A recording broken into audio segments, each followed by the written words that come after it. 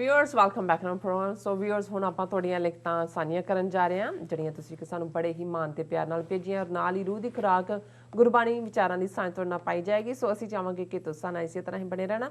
ਦੇਖਣ ਸੁਣਿਆ ਲਿਖਣ ਲਈ ਤੁਹਾਡਾ ਸਭ ਦਾ ਬਹੁਤ ਬਹੁਤ ਸ਼ੁਕਰੀਆ ਜੀ। ਡਾਕਟਰ ਸਾਹਿਬ ਕੀ ਵਿਚਾਰਾਂ ਨੇ? ਦੇਖੋ ਅਸੀਂ ਆਪਣੇ ਉਹਨਾਂ ਵਿਊਅਰਸ ਤੋਂ ਖਾਸ ਤੌਰ 'ਤੇ ਜਿਹੜੇ ਸਾਨੂੰ ਲਿਖਦੇ ਨੇ, ਮੈਂ ਜਿਵੇਂ ਕਿਹਾ ਵੀ ਕਮੈਂਟਸ ਅਸੀਂ ਸਾਰਿਆਂ ਦੇ ਪੜ੍ਹਦੇ ਹਾਂ ਜੀ। ਉਹਨਾਂ 'ਚੋਂ ਕੋਈ ਨਾ ਕੋਈ ਜਿਹੜਾ ਮੈਂ ਬਿਨਾਂ ਨਾਂ ਲਏ ਜਵਾਬ ਵੀ ਦੇ ਦਿੰਦਾ। ਜਿਵੇਂ ਕੱਲ੍ਹ ਕਿਸੇ ਨੇ ਕਿਹਾ ਸੀ ਕਿ ਜੀ ਇੱਕ ਅਟਾਰੀ, ਅਸੀਂ ਸਰਦਾਰ ਸ਼ਾਮ ਸਿੰਘ ਅਟਾਰੀ ਵਾਲੇ ਦਾ ਜ਼ਿਕਰ ਕੀਤਾ ਜੀ। ਉਹ ਕਹਿਣਗੇ ਜੀ ਇੱਕ ਅਟਾਰੀ ਪਿੰਡ ਹੁਸ਼ਿਆਰਪੁਰ ਜ਼ਿਲ੍ਹੇ 'ਚ ਹੈ, ਇੱਕ ਅੰਮ੍ਰਿਤਸਰ 'ਚ ਹੈ, ਇਹ ਕਿਸ ਅਟਾਰੀ ਦੇ ਸੀ? ਸੋ ਮੇਰਾ ਖਿਆਲ ਹੈ ਉਹਨਾਂ ਨੇ ਧਿਆਨ ਨਾਲ ਸੁਣਿਆ ਨਹੀਂ ਹੋਏਗਾ। ਇਹ ਅਟਾਰੀ ਅਸੀਂ ਕਿਹਾ ਵੀ ਸੀ ਕਿ ਪਾਕਿਸਤਾਨ ਬਾਰਡਰ ਅੰਮ੍ਰਿਤਸਰ ਤੋਂ ਲਾਸਟ ਪੋਸਟ ਹੈ ਵਾਹਗਾ ਬਾਰਡਰ ਤੋਂ ਪਹਿਲਾਂ। ਸੋ ਇਹ ਅੰਮ੍ਰਿਤਸਰ ਜ਼ਿਲ੍ਹੇ 'ਚ ਹੈ। ਜ਼ਾਹਰ ਹੈ ਹੁਸ਼ਿਆਰਪੁਰ ਜ਼ਿਲ੍ਹੇ 'ਚ ਵੀ ਅਟਾਰੀ ਪਿੰਡ ਜ਼ਰੂਰ ਹੋਏਗਾ ਔਰ ਇਹ ਵੀ ਲੱਗਦਾ ਵੀ ਉਹਨਾਂ ਦਾ ਸੰਬੰਧ ਉਹਨਾਂ ਦੇ ਬਜ਼ੁਰਗਾਂ ਦਾ ਉਸ ਖਿੱਤੇ ਨਾਲ ਹੋਏ। ਸੋ ਇਹ ਸਰਦਾਰ ਸ਼ਾਮ ਸਿੰਘ ਅਟਾਰੀ ਵਾਲਾ ਇਹ ਡਿਸਟ੍ਰਿਕਟ ਅੰਮ੍ਰਿਤਸਰ 'ਚ ਔਰ ਅੰਮ੍ਰਿਤਸਰ ਤੋਂ 12-14 ਕਿਲੋਮੀਟਰ ਦੇ ਉੱਤੇ ਅਟਾਰੀ ਹੈ।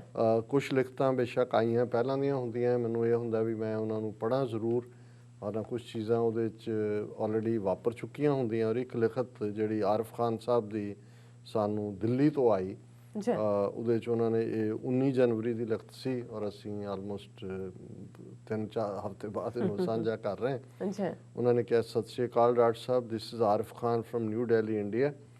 I watch your program regularly. Your program enhances huge knowledge and helps us understand the ongoing process in world, especially Southeast Asia. We are lucky to hear thoughts and analysis of an intellectual like you. Arif ਸਾਹਿਬ ਬਹੁਤ ਬਹੁਤ ਸ਼ੁਕਰੀਆ। ਉਹਨਾਂ ਨੇ ਤਾਰੀਫ ਕੀਤੀ ਹੈ ਕਿ ਉਹਨਾਂ ਨੂੰ ਪਸੰਦ ਆਉਂਦਾ ਸਾਡਾ ਤਜੀਆ। ਅਸੀਂ ਵੀ ਤੁਹਾਡੇ ਇਹਨਾਂ ਲਫ਼ਜ਼ਾਂ ਤੋਂ ਜਿਹੜਾ ਉਹ ਮੋਟੀਵੇਟ ਹੋਏ ਹਾਂ। Kindly convey my Sat Shri Akal to Neelam sister also. She had remarkable media ethics and mannerism with which journalism shall be done. Unlike Indian Godi media, they do not simultaneously shouting nonsense. 24/7 Godi media shall learn basic journalism from Neelam sister. Thank you so much. ਤੁਹਾਡਾ ਤਾਂ ਅਗਲਾ ਦਿਨ ਵੀ ਬਣਾ ਦਾਂਗਾ ਇੱਕਦਮ। It made ਮਾਈ ਡੇ। ਤੁਹਾਡਾ ਤਾਂ tomorrow ਵੀ ਹੋ ਗਿਆ ਜੀ। Thank you so much. ਔਰ ਉਹ ਤਾਂ ਹੁਣ ਉੱਥੇ ਬੈਠੇ ਉਹੀ ਦੇਖ ਰਹੇ ਨਾ, 3.5 ਫੁੱਟੀਆਂ 4-4 ਫੁੱਟ ਉਛਲ ਰਹੀਆਂ ਹੁੰਦੀਆਂ ਐਂਕਰ। ਜੀ ਬਿਲਕੁਲ। ਔਰ ਫਿਰ ਉਹਨਾਂ ਨੇ ਕਿਹਾ, doctor sahib I need to share my very thoughts and I also want to ask you to put some light on some issues. It is relating to India-Pakistan-Kashmir issue and Pakistan defense policy towards India. After abrogation of Article 370, it seems Pakistan stopped supporting the freedom fighters in Indian-occupied Kashmir. Since last 1 year, no major attack of Indian forces. Is it possible any deal happened between Imran Khan and India? My blood boils when I see Imran Khan talking about peace with India. He even says Kashmiris crossing border to attack Indian forces will be enemies of Kashmir. The ultra defense policy of Pakistan and Imran Khan is taken as a victory by the fascist rogue state India. ਹੁਣ ਇਹ ਆਰਿਫ ਸਾਹਿਬ ਤੁਸੀਂ ਬੜਾ serious ਜਿਹੜਾ ਇਸ ਨੂੰ ਚੁੱਕਿਆ ਸਵਾਲ ਨੂੰ। ਦੇਖੋ ਅਸੀਂ ਕਸ਼ਮੀਰੀਆਂ ਦੇ ਪਾਕਿਸਤਾਨ ਦੇ ਇੱਕ ਦੋਸਤ ਵੈਲ ਵਿਸ਼ਰ ਹੋਣ ਦੇ ਨਾਤੇ ਉਹਨਾਂ ਗੱਲਾਂ ਤਾਈਂ ਕਮੈਂਟ ਕਰਨਾ ਠੀਕ ਸਮਝਦੇ ਹਾਂ ਜਿਹਦੇ ਨਾਲ ਇੱਕ ਦੋਸਤ ਦੇ ਨਾਤੇ ਸਾਡੀ ਜਿਹੜੀ ਫੀਲਿੰਗਸ ਨੇ ਉਹ ਵੀ ਕਨਵੇ ਹੋਣ। ਅਸੀਂ ਵੈਲ ਵਿਸ਼ਰ ਹਾਂ। ਅਸੀਂ ਸਮਝਦੇ ਹਾਂ ਕਿ ਜੇ ਕੋਈ ਵੀ ਵੈਜ ਜਾਂ ਕੋਈ ਡਿਵਾਈਡ ਇੰਡੀਅਨ ਸਿਸਟਮ ਕ੍ਰੀਏਟ ਕਰ ਸਕਦਾ ਹੈ ਕਿਸੇ ਸਟੇਜ 'ਤੇ, ਉਹ ਇਹੀ ਹੈ ਕਿ ਕਸ਼ਮੀਰੀਆਂ ਦਾ ਪਾਕਿਸਤਾਨ ਦੇ ਉੱਤੇ ਟਰਸਟ ਨਾ ਰਹੇ। ਹਾਲਾਂਕਿ ਇਹਦਾ ਮਤਲਬ ਇਹ ਨਹੀਂ ਹੈ ਕਿ ਪਾਕਿਸਤਾਨ ਸਭ ਕੁਛ ਉਹ ਕਰ ਰਿਹਾ ਜੋ ਉਹਨੂੰ ਕਰਨਾ ਬਣਦਾ। ਔਰ ਮੈਂ ਕਦੇ ਵੀ ਇਸ ਬਾਰੇ ਵਰਡ ਮਿੰਸ ਨਹੀਂ ਕੀਤੇ। ਈਵਨ 5 ਫਰਵਰੀ ਜਿਸ ਦਿਨ ਕਸ਼ਮੀਰ ਸੋਲੀਡੈਰਿਟੀ ਡੇ ਦੇ ਮੌਕੇ 'ਤੇ ਬੀਬੀ ਆਇਸ਼ਾ ਅਲੀ ਕੌਂਸਲ ਜਨਰਲ ਵੀ ਮੌਜੂਦ ਸਨ। ਮੈਂ ਤਾਂ ਉਹਨਾਂ 57 ਇਸਲਾਮਿਕ ਮੁਲਕਾਂ ਦਾ ਮੈਂਸ਼ਨ ਕਰਕੇ ਕਿਹਾ ਕਿ ਭਾਈ ਸੱਚ ਕੀ ਬਾਣੀ ਨਾਨਕ ਆਖੈ ਸੱਚ ਸੁਣਾਏ ਸੀ ਸੱਚ ਕੀ ਬੇਲਾ, ਕਿ ਸੱਚ ਦੀ ਗੱਲ ਕਹਿਣਾ ਖਲੋਣਾ ਸੱਚ ਦੇ ਲਈ ਇਹ ਜ਼ਰੂਰੀ ਹੈ। ਔਰ ਮੈਨੂੰ ਇਹ ਲੱਗਦਾ ਕਿ ਵੀ ਉਹਨਾਂ 'ਚੋਂ ਤਾਂ ਬਹੁਤ ਵੱਡਾ ਇੱਕ ਤਬਕਾ ਉਹਨਾਂ ਦੇ ਇਕਨੋਮਿਕਲ ਇੰਟਰਸਟ ਇੰਡੀਆ ਨਾਲ ਜਾਂ ਦੂਜੇ ਨਾਲ ਜੁੜੇ ਹੋਏ ਨੇ। ਜੇ ਕਿਸੇ ਨੇ, ਕਿਉਂਕਿ ਪਾਕਿਸਤਾਨ ਲਈ ਇਕੱਲਾ ਇਹੀ ਨਹੀਂ ਹੈ ਕਿ ਕਸ਼ਮੀਰ ਉਹਨਾਂ ਲਈ ਹਿਊਮਨ ਰਾਈਟਸ ਦਾ ਇਸ਼ੂ ਹੈ ਜਾਂ ਸਿਰਫ ਇਸਲਾਮ ਦੇ ਭਰਾਤਰੀ ਭਾਵ ਜਾਂ ਬ੍ਰਦਰਹੁੱਡ ਦਾ ਹੈ, ਉਹਨਾਂ ਦੀ life line Indus water treaty, Chenab ਔਰ ਜੇਹਲਮ ਜਿਨ੍ਹਾਂ ਦੇ ਉੱਤੇ ਮੰਗਲਾ ਡੈਮ ਹੈ, ਜਿਹਦੇ ਨਾਲ ਸਾਰਾ ਕੁਝ ਪਾਕਿਸਤਾਨ ਦੀ ਜੇ ਕਾਇਦੇ ਆਜ਼ਮ ਨੇ ਇਹਨੂੰ ਸ਼ਹਿਰ ਰੱਖ ਕਿਹਾ ਸੀ ਤੇ ਕੱਲਾ ਇਹ ਇੱਕ ਇਸਲਾਮਿਕ ਬੌਂਡਿੰਗ ਦਾ ਹੀ ਹਿੱਸਾ ਨਹੀਂ ਸੀ, ਉਹਨਾਂ ਦੀ ਦਰਿਆਈ ਪਾਣੀ। ਸੋ ਮੈਂ ਸਮਝਦਾ ਵੀ ਇਹ ਨਹੀਂ ਹੈ ਕਿ ਵੀ ਪਾਕਿਸਤਾਨ ਲਈ, ਬਟ ਪੋਸੀਬਲ ਹੈ ਕਿਤੇ ਨਾ ਕਿਤੇ। ਮੈਨੂੰ ਇਹ ਲੱਗਦਾ, ਔਰ ਮੈਂ ਜਦੋਂ ਜਨਰਲ ਬਾਜਵਾ ਜਾਂ ਇਮਰਾਨ ਖਾਨ ਸਾਹਿਬ ਦੀ ਦੁਬਾਰਾ ਇਸ ਮੌਕੇ ਤੇ ਵੀ ਆਇਆ ਕਿ ਜੀ ਗੱਲਬਾਤ ਰਹੀ, ਮੈਨੂੰ ਕਈ ਵਾਰੀ ਲੱਗਦਾ ਹੁੰਦਾ ਹੈ ਕਿ ਵੀ ਇਹ ਜਿਹੜਾ ਡਿਫੈਂਸਿਵ ਲਾਈਨ 'ਚ ਗੱਲ ਕਰਨਾ ਹੈ, ਈਵਨ ਡਿਪਲੋਮੇਸੀ 'ਚ ਵੀ ਇਹ ਡਿਫੀਟ ਹੁੰਦੀ ਹੈ। ਭਾਵੇਂ ਤੁਸੀਂ ਜੰਗ ਨਹੀਂ ਕਰਨ ਦੀ ਸਮਰੱਥਾ ਇਸ ਸਟੇਜ ਦੇ ਉੱਤੇ ਜਾਂ ਹਾਲਾਤ ਨਹੀਂ ਨੇ, ਕੋਈ ਗੱਲ ਨਹੀਂ ਹੈ।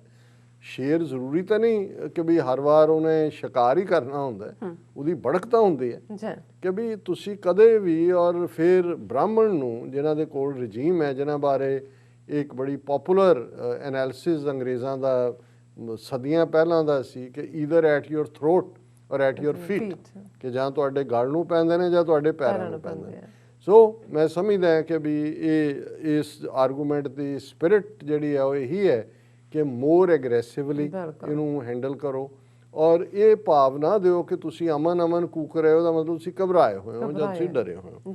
ਫਿਰ ਉਹਨਾਂ ਨੇ ਕਿਹਾ ਕਿ every now and then Pakistan foreign department keep saying India is planning to attack et cetera et cetera.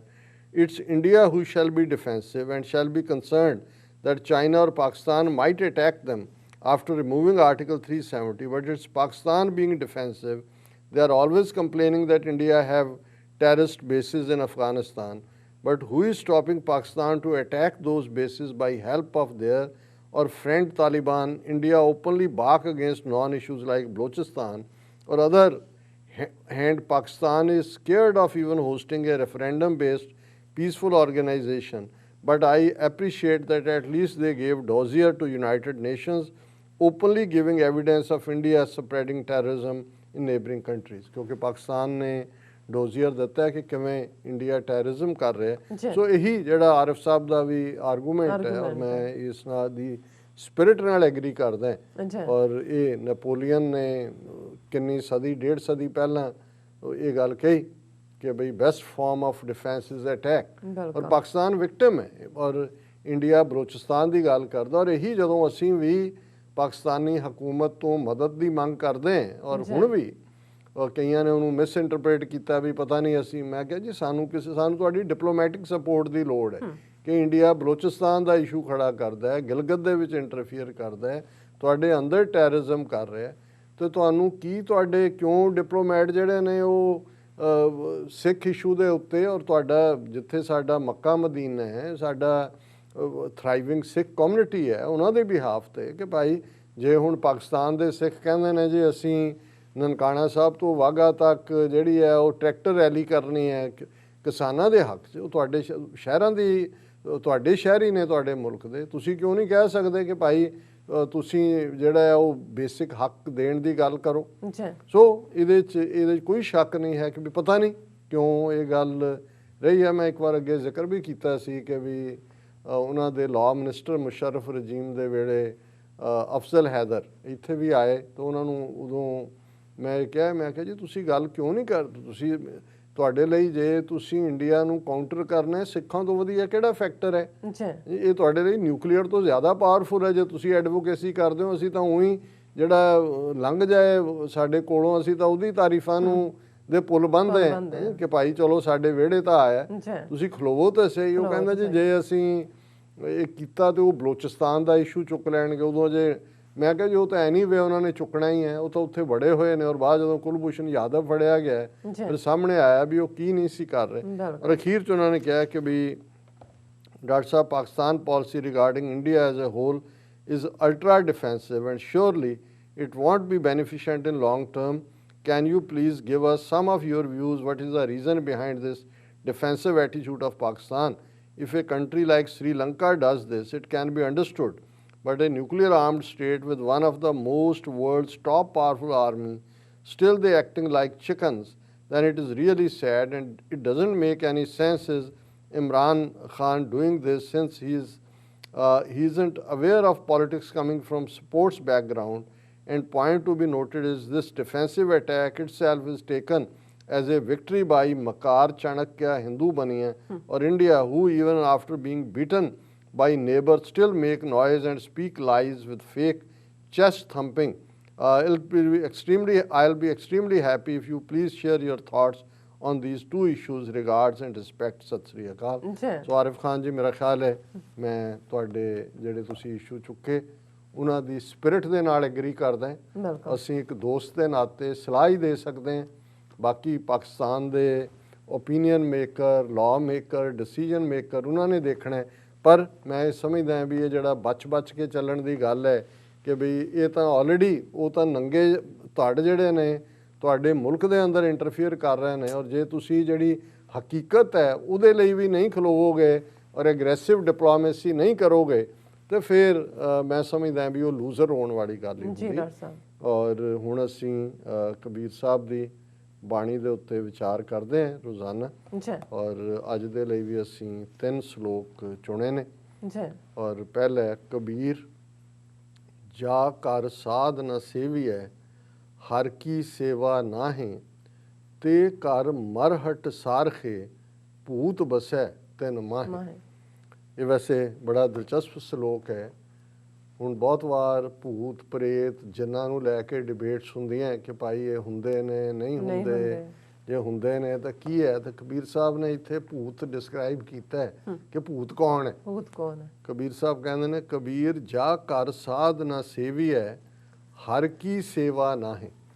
ਕਿ ਜਿਸ ਘਰ ਦੇ ਵਿੱਚ ਰੱਬ ਦੀ ਯਾਦ ਨਹੀਂ ਹੈ, ਰੱਬ ਦੇ ਬੰਦਿਆਂ ਦੀ ਸੇਵਾ ਸੰਭਾਲ ਨਹੀਂ ਹੈ, ਰੱਬ ਦੇ ਬੰਦਿਆਂ ਨਾਲ ਮੁਹੱਬਤ ਨਹੀਂ ਹੈ, ਤੇ ਘਰ ਮਰਹਟ ਸਾਰਖੇ, ਭੂਤ ਵਸੈ ਤਨ ਮਾਹੀ। ਉਹ ਘਰ ਨਹੀਂ ਨੇ, ਉਹ ਸ਼ਮਸ਼ਾਨ ਘਾਟ ਨੇ, ਮਸਾਣ ਨੇ ਜਾਂ ਕਬਰਸਤਾਨ ਨੇ। ਤੇ ਜਿਹੜੇ ਉਹਨਾਂ ਘਰਾਂ 'ਚ ਰਹਿਣ ਵਾਲੇ ਨੇ ਉਹ ਭੂਤ ਨੇ। ਹੁਣ ਜ਼ਾਹਰ ਹੈ ਕਿ ਭਾਈ ਜਿਹੜੇ ਰੱਬ ਤੋਂ ਟੁੱਟੇ ਹੋਏ ਔਰ ਰੱਬ ਦੇ ਬੰਦਿਆਂ ਦੇ ਕਦਰਦਾਨ ਨਹੀਂ ਨੇ, ਉਹਨਾਂ ਤੋਂ ਵੱਡਾ ਭੂਤ ਕੋਈ ਨਹੀਂ ਹੈ। ਬਾਕੀ ਤਾਂ ਅਸੀਂ ਅੱਲਾਹ ਤਾਲਾ ਰੱਬ ਤੇ ਛੱਡ ਦਈਏ ਕਿ ਭਾਈ ਜਿੰਨਾਤ ਉਸ ਦੀ ਕਾਇਨਾਤ ਦੇ ਵਿੱਚ ਉਹਨਾਂ ਦਾ ਕੀ ਥਾਂ ਹੈ, ਉਹਨਾਂ ਦੇ ਜ਼ਿੰਮੇ ਕੀ ਲਾਇਆ ਹੋਇਆ। ਪਰ ਇਹਦਾ ਸੈਂਟਰਲ ਆਈਡੀਆ ਇਹ ਹੈ ਕਿ ਭਾਈ ਸਾਨੂੰ ਜਿਸ ਇਨਸਾਨ ਨੂੰ ਰੱਬ ਨੇ ਬਣਾਇਆ, ਸਾਡੇ ਜ਼ਿੰਮੇ ਹੈ ਕਿ ਅਸੀਂ ਉਸ ਰੱਬ ਨੂੰ ਯਾਦ ਕਰੀਏ ਔਰ ਖੁਦਾ ਦੀ ਖਲਕਤ ਦੀ ਸੇਵਾ ਕਰੀਏ। ਤੇ ਜੇ ਨਹੀਂ ਕਰਦੇ ਤੇ ਸਾਡਾ ਦਰਜਾ ਜਿਹੜਾ ਫਿਰ ਉਹ ਜਿੰਨਾਤ ਵਾਲਾ ਹੈ, ਭੂਤਾਂ ਵਾਲਾ ਹੈ, ਔਰ ਸਾਡੇ ਘਰ ਜਿਹੜੇ ਨੇ ਉਹ ਕਬਰਸਤਾਨ ਨੇ, ਸ਼ਮਸ਼ਾਨ ਘਾਟ ਨੇ। ਦੂਸਰਾ ਸ਼ਲੋਕ ਹੈ, ਕਬੀਰ ਗੂੰਗਾ ਹੁਆ ਬਾਵਰਾ, ਬਹਿਰਾ ਹੁਆ ਕਾਨ, ਪਾਵੋਂ ਤੇ ਪਿੰਗਲ ਪਿਆ, ਮਾਰਿਆ ਸਤਿਗੁਰ ਬਾਣ। ਤੇ ਅਗਲਾ ਸ਼ਲੋਕ ਵੀ ਕਿਉਂਕਿ ਇਸੇ ਥਾਟ ਦੀ ਕੰਟੀਨਿਊਟੀ, ਕਬੀਰ ਸਤਿਗੁਰ ਸੂਰ ਮੇਂ ਬਾਹਿਆ ਬਾਣ ਜੋ ਏਕ, ਲਾਗਤ ਹੀ ਭੋਏ ਗਿਰ ਪਰਿਆ, ਪਰਾ ਕਰੇਜੇ ਛੇਕ। ਹੁਣ ਜਿਵੇਂ ਦੁਨੀਆਦਾਰੀ ਦੇ ਵਿੱਚ ਜਿਹੜੇ ਯੋਧੇ ਲੜਦੇ ਨੇ, ਜੇ ਖਿੱਚ ਕੇ ਤੀਰ ਵੱਜੇ ਤੇ ਤੀਰ ਸਿੱਧਾ ਦਿਲ ਦੇ ਵਿੱਚ ਜਾ ਕੇ ਵੱਜੇ ਤਾਂ ਬੰਦਾ ਡਿੱਗ ਪੈਂਦਾ ਹੈ, ਉਹਦੀ ਸ਼ੋਰ ਡੈਥ ਹੁੰਦੀ ਹੈ। ਇਹ ਤਾਂ ਦੁਨਿਆਵੀ ਲੜਾਈ ਦੇ ਵਿੱਚ ਜਿੱਤ ਜਾਂ ਹਾਰ ਹੈ।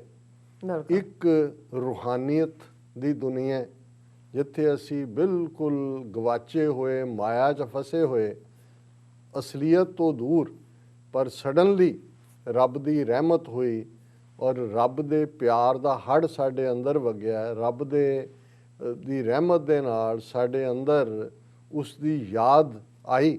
ਔਰ ਇਹਨੂੰ ਹੀ ਡਿਸਕ੍ਰਾਈਬ ਕੀਤਾ ਹੈ ਕਿ ਭਾਈ ਕਬੀਰ ਸਤਿਗੁਰ ਸੂਰ ਮੇਂ ਬਾਇਆ ਬਾਣ ਜੋ ਏਕ।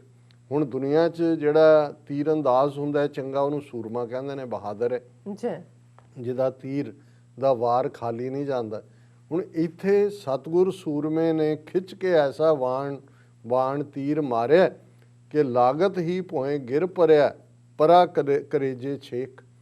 ਕਿ ਜਿਉਂ ਹੀ ਦਿਲ ਦੇ ਵਿੱਚ ਉਹ ਪਿਆਰ ਦਾ ਤੀਰ ਆ ਕੇ ਵੱਜਾ, ਜ਼ਮੀਨ 'ਤੇ ਮੈਂ ਡਿੱਗ ਪਿਆ ਔਰ ਆਰ ਪਾਰ ਹੋ ਗਿਆ, ਛੇਕ ਹੋ ਗਿਆ। ਔਰ ਉਹਦਾ ਦੂਜਾ ਪ੍ਰਭਾਵ ਕੀ ਹੋਇਆ, ਕਬੀਰ ਗੂੰਗਾ ਹੁਆ ਬਾਵਰਾ, ਬਹਿਰਾ ਹੁਆ ਕਾਨ, ਪਾਵੋਂ ਤੇ ਪਿੰਗਲ ਭਇਆ, ਮਾਰਿਆ ਸਤਿਗੁਰ ਬਾਣ। ਕਿ ਉਸ ਪਿਆਰ ਦੇ ਤੀਰ ਨੇ ਮੈਨੂੰ ਗੂੰਗਾ ਕਰ ਦਿੱਤਾ ਹੈ, ਮੈਨੂੰ ਬੋਲਾ ਕਰ ਦਿੱਤਾ, ਮੈਨੂੰ ਪਿੰਗਲਾ ਕਰ ਦਿੱਤਾ। ਹੁਣ ਇਹ ਗੂੰਗਾ, ਪਿੰਗਲਾ, ਬਾਵਰਾ ਜਾਂ ਬੋਲਾ ਹੋਣਾ ਕੀ ਹੈ ਜੀ ਕਿ ਹੁਣ ਸਿਵਾਏ ਰੱਬ ਦੀ ਯਾਦ ਤੋਂ, ਯਾਦ ਦੇ ਲਫ਼ਜ਼ ਤੋਂ ਮੂੰਹ ਚੋਂ ਨਿੰਦਿਆ ਹੀ ਨਹੀਂ ਨਿਕਲਦੀ, ਕਿਸੇ ਬਾਰੇ ਕੋਈ ਬੁਰਾਈ ਨਹੀਂ ਬੁਰਾਈ ਹੈ। ਨਹੀਂ ਹੈ। ਰੱਬ ਦੀ ਸਿਫਤ ਸਲਾਹ, ਰੱਬ ਦੀਆਂ ਗੱਲਾਂ ਸੁਣਨ ਤੋਂ ਬਿਨਾਂ ਕੰਨ ਕੁਛ ਹੋਰ ਸੁਣਨਾ ਹੀ ਨਹੀਂ ਚਾਹੁੰਦੇ। ਬਾਕੀ ਹਰ ਚੀਜ਼ ਦੁਨਿਆਵੀ ਤੋਂ ਜਿਹੜਾ ਹੈ ਉਹ ਬੋਲਾਪਨ ਹੈ। ਜੀ ਪੈਰ ਵੀ ਮੇਰੇ ਪਿੰਗਲਾ, ਮੈਂ ਪਿੰਗਲਾ ਹੋ ਗਿਆ ਕਿਉਂਕਿ ਸਿਰਫ ਤੇ ਸਿਰਫ ਹੁਣ ਇਹ ਰੱਬ ਵੱਲ ਹੀ ਤੁਰ ਕੇ ਜਾਣ ਦਾ ਰਾਹ ਹੈ। ਰੱਬ ਦੀ ਯਾਦ, ਉਹ ਕੋਈ ਜਿੱਥੇ ਵੀ ਸਤ ਸੰਗਤ ਹੈ, ਰੱਬ ਦੇ ਪਿਆਰ ਦੀਆਂ ਗੱਲਾਂ ਨੇ, ਹੋਰ ਕਿਸੇ ਦੁਨਿਆਵੀ ਪਾਸੇ ਜਾਣ ਦੀ ਜਿਹੜੀ ਹੈ ਉਹ ਤਾਂਘ ਹੀ ਨਹੀਂ ਹੈ। ਸੋ ਇਹ ਮੈਂ ਗੂੰਗਾ ਹੈ, ਮੈਂ ਬਾਵਰਾ, ਬਾਵਰਾ ਸ਼ਦਾਈ। ਜੀ ਸ਼ਦਾਈ ਕੀ ਹੋਣਾ ਕਿ ਭਾਈ ਕੋ ਕਹੇ ਭੂਤਨਾ, ਕੋ ਕਹੇ ਬੇਤਾਲਾ, ਕੋਈ ਆਖੇ ਆਦਮੀ ਨਾਨਕ ਬੇਚਾਰਾ, ਭਇਆ ਦੀਵਾਨਾ ਸ਼ਾਹ ਕਾ ਨਾਨਕ ਬੌਰਨ। ਜਦੋਂ ਇਹ ਬੌਰਾਨਗੀ, ਇਹ ਇਸ਼ਕ ਹੈ, ਇਸ਼ਕ ਬੌਰਾ ਹੁੰਦਾ ਹੈ, ਤੁਹਾਨੂੰ ਬਾਵਰਾ ਬਣਾ ਦਿੰਦਾ ਹੈ। ਕਿਉਂਕਿ ਫਿਰ ਤੁਹਾਨੂੰ ਕੁਛ ਵੀ ਹੋਰ ਨਜ਼ਰ ਨਹੀਂ ਆਉਂਦਾ, ਕੁਛ ਵੀ ਹੋਰ ਸੁਝਦਾ ਨਹੀਂ।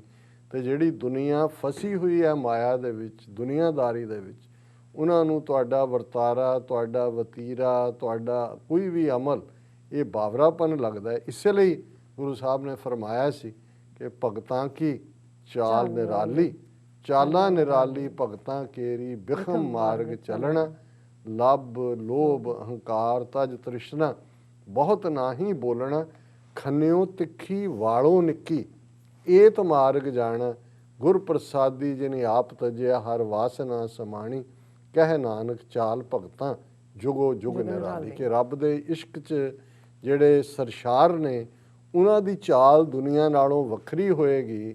ਉਹਨਾਂ ਦਾ ਰਸਤਾ ਖੰਨਿਓ ਤਿੱਖੀ, ਤਲਵਾਰ ਦੀ ਧਾਰ ਤੋਂ, ਖੰਡੇ ਦੀ ਧਾਰ ਤੋਂ ਤਿੱਖਾ, ਤੇ ਵਾਲੋਂ ਨਿੱਕੀ, ਵਾਲ ਤੋਂ ਬਰੀਕ ਹੋਏਗਾ।